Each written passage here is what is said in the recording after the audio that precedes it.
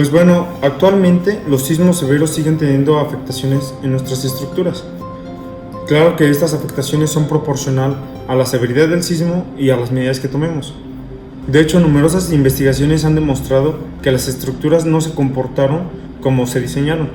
Esto lo hacen con levantamientos de información. Brigadas van a hacer un levantamiento posísmico, es decir, después del sismo toman información y analizan cuál fue la causa del colapso de la estructura o el daño a la estructura principal. Pero bueno, la expresión sismo severo es una expresión ambigua. Por esto se define como un posible daño provocado por una amenaza sísmica, o como lo definen los investigadores, como un riesgo sísmico. En este riesgo sísmico intervienen dos factores importantes y que los tenemos bien identificados: el peligro sísmico y la vulnerabilidad. En el peligro sísmico básicamente son las características de la zona, es decir, pueden ser suelos blandos, suelos rocosos, en un terreno, en una zona de lomas o en una zona lacustre. Y es importante considerar el grado de exposición que tiene esta zona a la frecuencia de eventos sísmicos. No es lo mismo tener la construcción en una zona rocosa en Michoacán o en una zona rocosa en la ciudad de Querétaro. Esto debido a que cuando las placas tectónicas interactúan entre sí, es decir, hay una superficie de contacto entre ellas, a medida que se van desplazando, se van deformando y acumulando esfuerzos.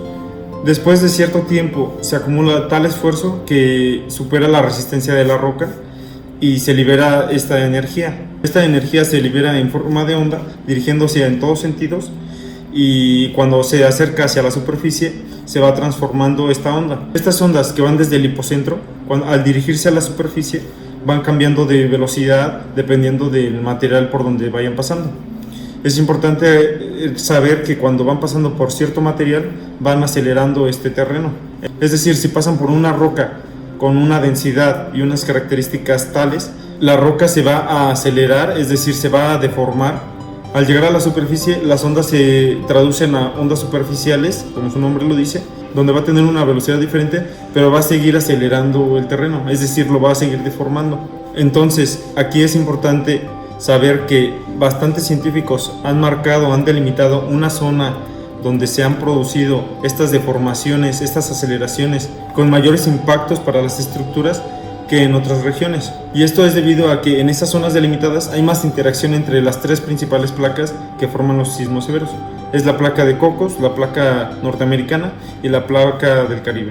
Aún con todo esto, faltan introducirle factores para tener completamente determinado el peligro sísmico, como por ejemplo si hay estratos de arenas abajo de la estructura, provocando un fenómeno que se llama licuefacción, donde las arenas se comportan como líquido, teniendo efectos adversos en la estructura. Y la vulnerabilidad sísmica está en función de su configuración estructural y de sus propiedades constitutivas. Por configuración estructural nos referimos a esos elementos dispuestos que van a formar el sistema, que van a resistir todas las solicitaciones.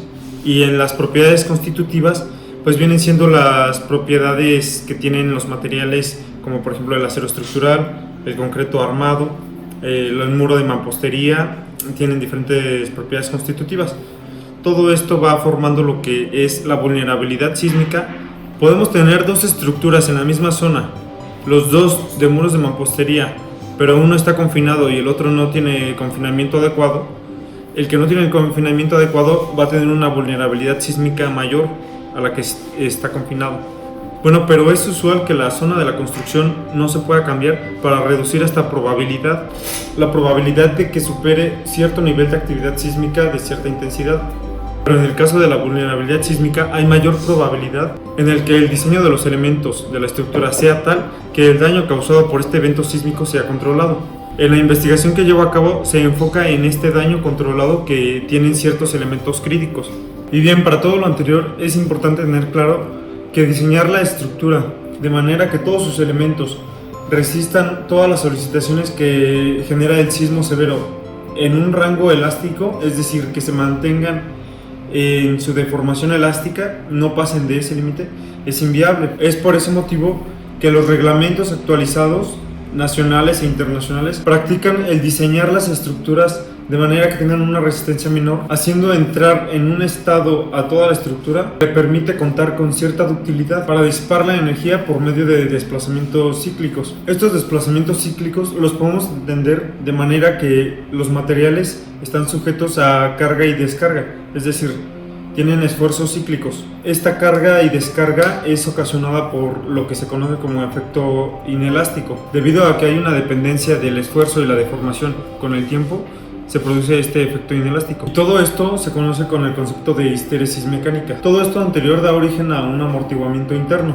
y esto a su vez da origen a una declinación de la amplitud de las vibraciones, lo que se traduce como una disipación de energía. Un ejemplo muy claro de esto lo podemos ver en los clips o materiales similares, donde al someterlo a diferentes esfuerzos que cambian en direcciones opuestas, se va calentando el material.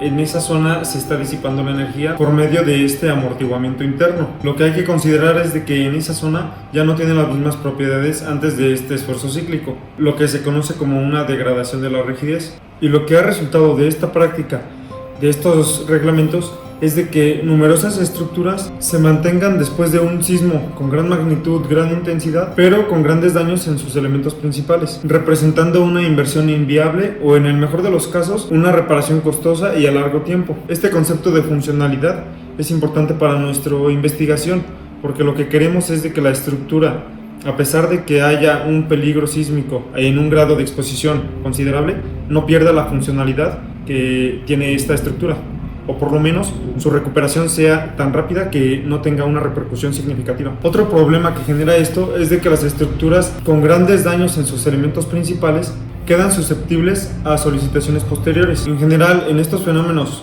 en los sismos, suelen haber réplicas, donde a las estructuras susceptibles por sismos anteriores, pues estas réplicas las rematan. Se han tratado estos problemas diseñando todo el sistema, toda la estructura, considerando ciertos elementos que puedan entrar en un rango plástico que se usarán para disipar la energía, de manera que si uno de estos supera su capacidad, no habrá afectaciones severas en el sistema global. Todo esto se conoce como el concepto de elementos redundantes. Adicional a esto, los elementos principales, los elementos críticos, que queremos que no sufran daños permanentes significativos, deberán conservar su rango elástico, es decir, que no tendrán deformaciones más allá de este rango. Y esto lo podemos traducir ya diseñando el elemento a elementos robustos. Con estos dos conceptos y añadiendo el concepto de recuperación, que lo podemos entender con la histéresis mecánica, podemos entrar a lo que se conoce como un diseño resiliente. Básicamente, el sistema recuperará su estado original de funcionalidad en el tiempo más corto posible y con un costo mínimo. Por esto, aquí hay que incluir el tiempo de recuperación, a diferencia de un sistema estructural convencional.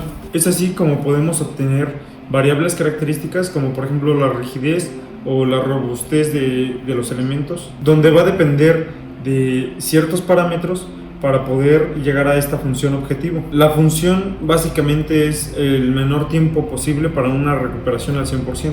Hay diferentes métodos para poder obtener estos estados de daño de los elementos, es decir, lo que queremos saber es qué tan dañados están los elementos con estas solicitaciones en función de este desempeño estructural. ¿Y cómo se pueden plasmar o mapear estos resultados? Bueno, pues para identificar los mecanismos del marco considerado que relaciona el empuje lateral con la distorsión global, se hace uso de lo que se llaman mapas de fluencia, es decir, podemos encontrar cuáles elementos del marco de concreto están trabajando en rango elástico y cuáles no deberían entrar en ese rango para nuestro diseño resiliente, o bien que ciertos elementos que consideramos secundarios entren en un estado no elástico, es decir, que no pierdan totalmente su capacidad para proteger estos elementos críticos. El resultado que se espera obtener es la relación entre la ductilidad y los parámetros que hacen un diseño resiliente. Comprobar que los elementos que no sean esencialmente críticos